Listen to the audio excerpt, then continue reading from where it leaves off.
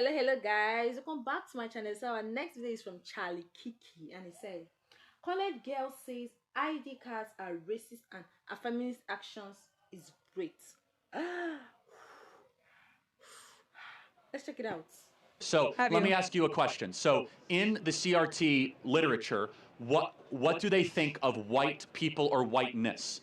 Who would you like me to quote? Kimberly Crenshaw. I haven't read Kimberly Crenshaw. She says that whiteness is a cancer or a toxin on our society. The concept of whiteness, the racial concept of whiteness. Okay, so what is whiteness? What is whiteness? Yeah, define it. As Kimberly Crenshaw would probably say, the sort of construction of privilege that comes with being white in this country. Right, so what privilege do you and I as white people have that black people don't have? Yeah, great question. On applications that are blindly judged, white-sounding names are often given the job more, they're paid more. Not true. In fact, it's the opposite. There's black privilege right now. It's called affirmative action, where underqualified blacks are taking Asians and white people's places in universities across the country. True or false? Sure, true. Okay, so yeah, there's black privilege, not white privilege in this country. I actually don't think affirmative action is how we address education inequality. Okay, well that affirmative action is still largely supported by the CRT regime. But let's get back to CRT, to the essence of it. Sure. CRT believes in one manifestation of its ideology is black-only dormitories. So white people are not allowed. Do you believe in black-only dormitories? No, and I don't have to agree with every aspect of an ideology to argue for it. So then what part of CRT do you like? Because they call whiteness a toxin, black-only dormitories, and if you want to talk about like ideological or intellectual sloppiness, the 1619 Project was... I think it's very sloppy. Okay, we agree. Nicole Hannah-Jones. I think it's overstated, and I think some of the parts are inaccurate. Okay, good. The parts of CRT that I think are most relevant and, very factually, you can, what am I trying to say? There's a lot of evidence for them, is the fact that previous inequalities, such as the institution of slavery, such as our treatment of Native Americans, do, in fact, affect those populations today. And you were saying before, in, inner cities, there's a lot more crime. And a lot of that is because of redlining and other, practices that come directly from the mistreatment of minorities previously in this country. So I want to make sure I understand. So black people make up 13% of the American population. Oh, 1350, my favorite. Yes, exactly. Why do they commit 55% of all the murders? Super great question. It's basically a very complex intersection of race and economic status.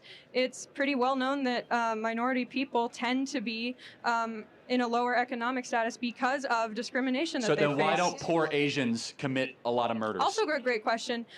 Asian people weren't originally brought to America on purpose like black people, and they weren't already present here like natives. Wait, so blacks murder because they were brought here 250 years ago? No, I would like to finish. Okay, just answer. It's very simple.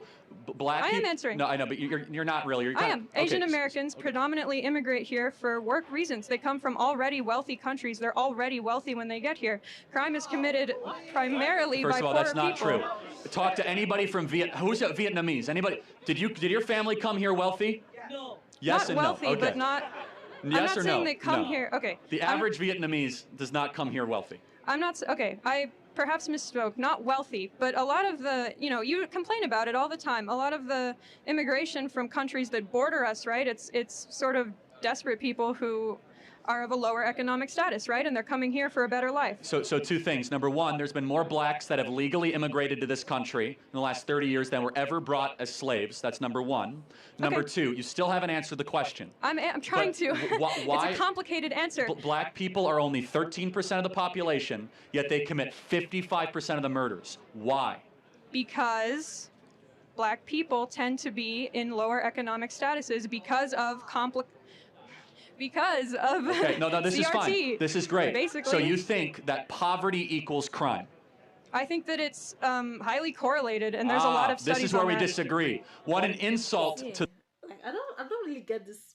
Who is brainwashing this young... Two teenagers going up whole... this girl clearly doesn't understand that repeating taking points that were just debunked is not an argument. It's clearly not an argument. Hey. The fact that black fathers impregnate women and they don't stay around with the women that they have impregnated. Charlie Kirk, do you think that that happens more in the black community compared to others? It's threefold. Number one, we subsidize single motherhood. Number two, it's culture. It's accepted in the black community, and it so shouldn't it's be. culture. Okay, okay. Don't take my I word see. for it. Read Thomas Sowell's own book on how black culture allows single motherhood to continue into a nanny state type practice. 75% of black youth are raised without a father in the home. 75%. Is that a bigger problem or not a bigger problem than whiteness, white privilege, or white supremacy? How They can should you all blame? be addressed, and they're all related. Okay, how is a white person to blame for the fact that 75% of blacks? Oh, individual white people aren't at all to blame. Okay, we agree. Yeah. So, but wouldn't it be more like smarter to be like, hey, that this is not about systemic racism. Like, stop impregnating your women and abandoning them. Well, the way to incentivize not impregnating women and abandoning them is increasing access to healthcare, into housing, into everything that we know increases those outcomes for people. So we have spent $30 trillion on the social welfare system since 1965. Black people are poorer, and the single motherhood went from 25% to now 75 to 80%. So the more money we've spent on black America, the less fathers we have, because black women divorced black men and married the government.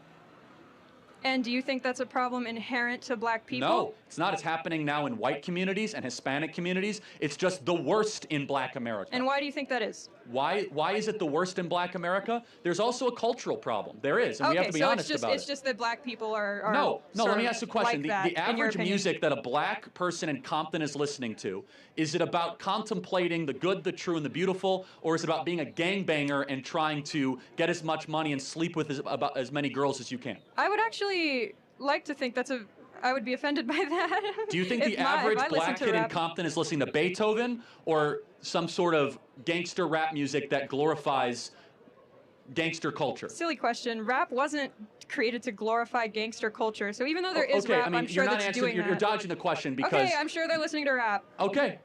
So you think rap music makes them leave their mom? Do you think the cultural expectation in black America is that you stay with the woman that you impregnate? Within black communities? I can't speak on that. Okay, the answer is no. It's not. It's not expected. Okay, and do you think that is... Hold on. In white Anglo-Saxon Protestant communities, it's a fact. Hold on. In upper middle class white communities... Upper middle class. Say that part louder. Yeah, upper middle class white Anglo-Saxon Protestant communities, if you impregnate a woman, you are looked down upon, and we do not think highly of you if you abandon the woman that you impregnate. That's a cultural difference. Has nothing to do with money. Has nothing to do with anything except norms. And the norms that have infected black America are destroying it from within. We need more fathers, not less. We need more dads around and less drag queen story hour. We need more young blacks to be able to look up to role models that are not leaving all the time and are not just saying, hey, I impregnated her, so be it. It's a toxin, and if we don't address that as the root cause, oh, it's white supremacy, it's injustice, it's economics, we're dancing around the core of the issue. I guess what I'm saying is, right, and you've perfectly actually laid out the dichotomy here. It is a fact, obviously, that black people disproportionately commit crime in this country. No one's arguing that. But you either believe that that is due to a complex intersection of social, economic, and like leftover effects from previous inequalities, or you believe that that is an inherent trait to the race. No, I don't. Because they weren't that way in the 1940s and 50s. Black America was one of the most peaceful, flourishing, fastest growing economically communities in the country. It's not genetic. You're trying to point something on me that I don't believe. Instead, but then Black you America, do believe that it's not genetic, so you do think CRT is correct. Hold on a second. That's kind of what I'm getting at. In the 1940s and 1950s, Black America was prosperous and was on pace to be richer and wealthier than white America.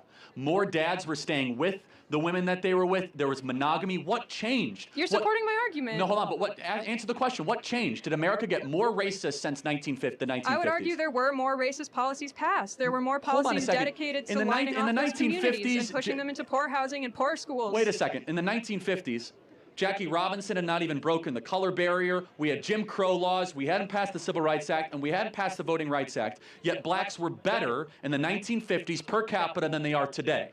So we have become less racist. We've passed more anti-racist laws and given more stuff, and blacks are worse than they were 70 years ago. Yeah. Why? So you're equating here institutional and social racism. Social racism was certainly worse in the 1950s. I'm sure everyone would agree. But institutional racism occurs when policies are Hold on. passed against people, Come on. which can increase You're- over time, and it did. You're not being intellectually honest. You know that. There was black-only drinking fountains in the 1950s. We don't have those anymore. Well, we're bringing them back with, black-only dormitories. But we had, for example, in the antebellum South in the 1950s, we had white-only communities, by law. We got rid of that with the Civil Rights Act. But it didn't, unfortunately, we look around, the numbers speak for themselves. Black youth are less likely to have fathers. They're not doing as well as far as economically. They commit more crime. So something changed. And our argument is what changed is three things. Number one, the imposition of the Great Society Project by Lyndon Baines Johnson of spending $30 trillion since 1960s on Section 8 housing, on welfare, on all sorts, where, as I said, that young black women married the government and they divorced young black men. And then we also have had as Thomas Sowell and as Clarence Thomas would say, the soft bigotry of low expectations. And we have been afraid to get to the root of the issue or even speak about it because we don't want to be called a racist. So what is imposing those low expectations? Part of it is like white academic culture. I'll give you an example. I'm not saying you believe this, but Merrick Garland, the Attorney General of the United States, has come out and said having an ID to vote is racist. That is code for saying black people are too dumb to get a voter ID. You're doing it again. You're simplifying a very nuanced, complex argument from the real people who are making it. Is voter ID racist? Obviously not. But guys, to be honest, these woke students are damn ridiculous. I'm serious. They're really, really ridiculous. I don't know why she's so high and concerned with being right and looking for that moment when people say, oh yeah, you're correct, you're 100% correct, for where, like, she's looking for that moment. She cannot even slow it down and realize when she's not being correct or when she's being totally wrong, and she doesn't want to listen. She doesn't want to even hear what Charlie Kiki is saying. Now wow. Is it racist? Because we have to have, obviously humans are making those decisions, right? And so if there is still institutional racism and people in power that are racist, we can't trust those institutions to make those decisions without discriminating What institutional against racism people. do we have in this country right now? What you just named it. What? 1350. Okay, well, I mean... Affirmative action needs to happen because there is not that many minorities in these higher educations. Or higher education institutions. Okay, so you're being clear, which is then you lower standards. No. Affirmative action always does.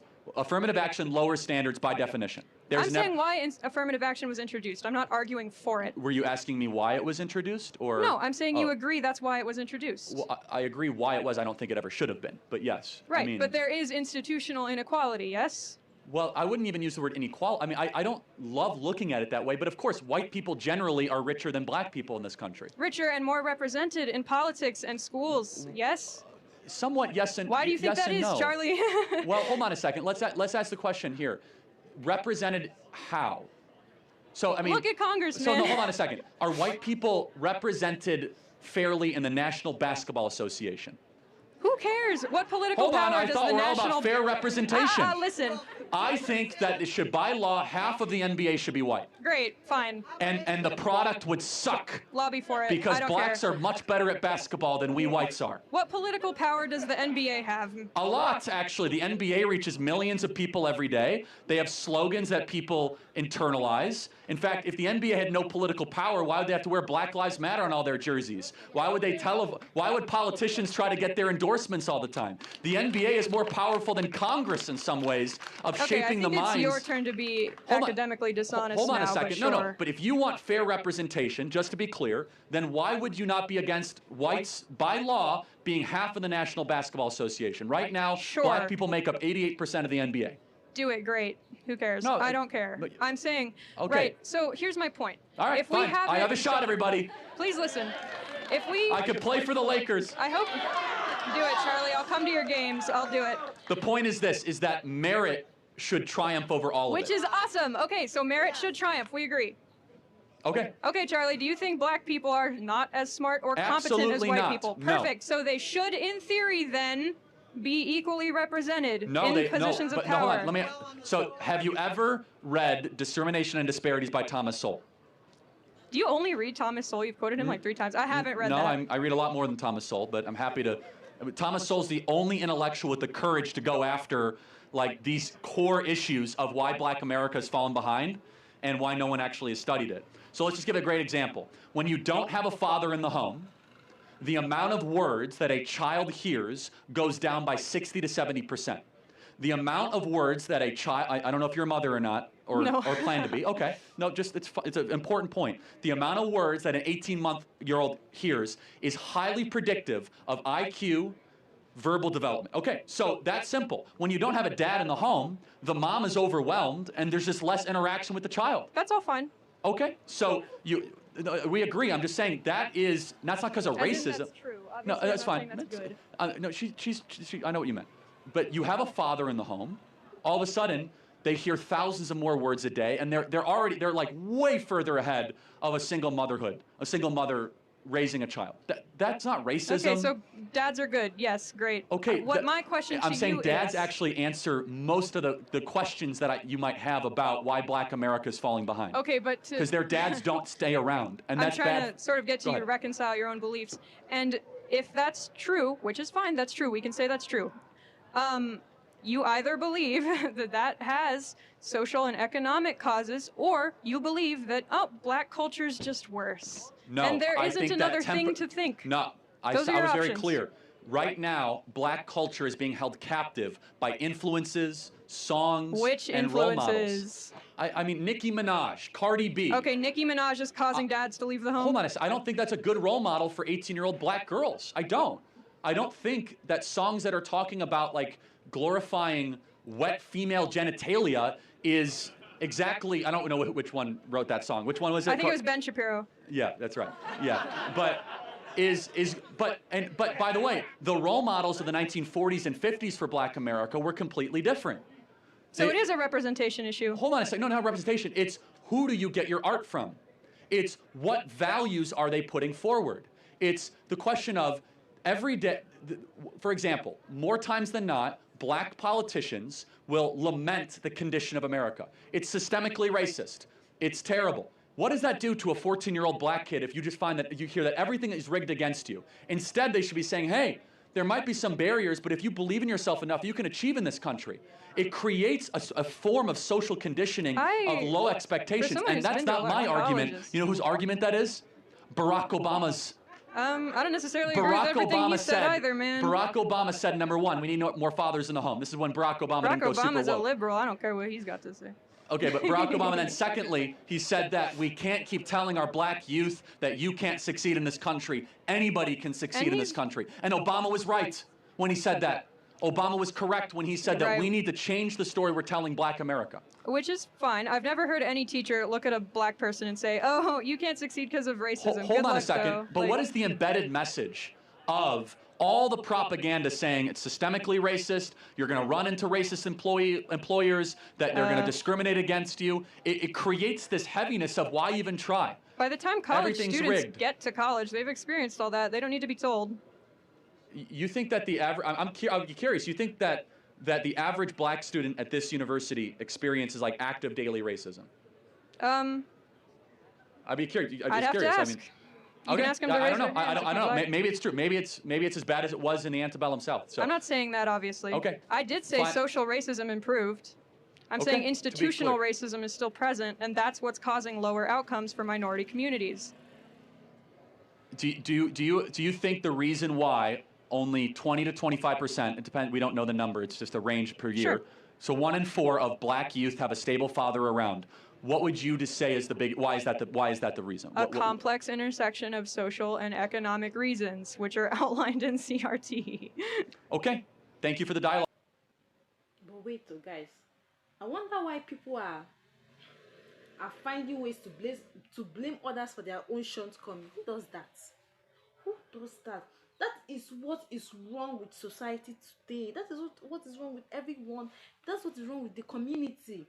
And the minorities are jumping at in all the lives, in all their lives. They are jumping like Like, but guys, is another thing is that it's funny to see all these white women describing inequality for black folks, like people of colors are dumb or blind to be able to notice and address any issues. Like, seriously. Like, see, like, they don't need any person to be offended for them. Your, like, her ignorance is somehow offending me. Well, like, so it's just offending me. I don't know for others. Maybe for others they might be happy or they might see it as like, but for me it's just offending me. Like, how about the person, like, how will I even put this English? How about the best person? Like, how about the best person that gets, hi Jesus, it's hard to put the English, I don't see. How about the best person that gets the job regardless of gender and skin color? Like, see guys, the Africans, they were slaves. Asians, they were slaves. White people were slaves. Indians were slaves. Mention them, people were slaves. Like, every race at some point were slaves. Like, also, like, let me also pinpoint out that black music tell them to commit crimes. Am I lying? Their hip hop music and the rest of them, their community tell them to be a black man, they don't have to commit crimes. Like,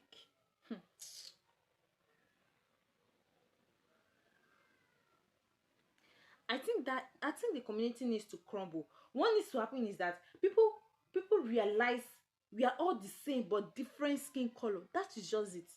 Even in Nigeria here too, I know there are some races that we are all human beings, yes, but we have different skin color. You can see a fair person, you can see a black person, you can see a chocolate person, you can see an albino person, you can see different people. But what, we don't treat people like trash. We don't.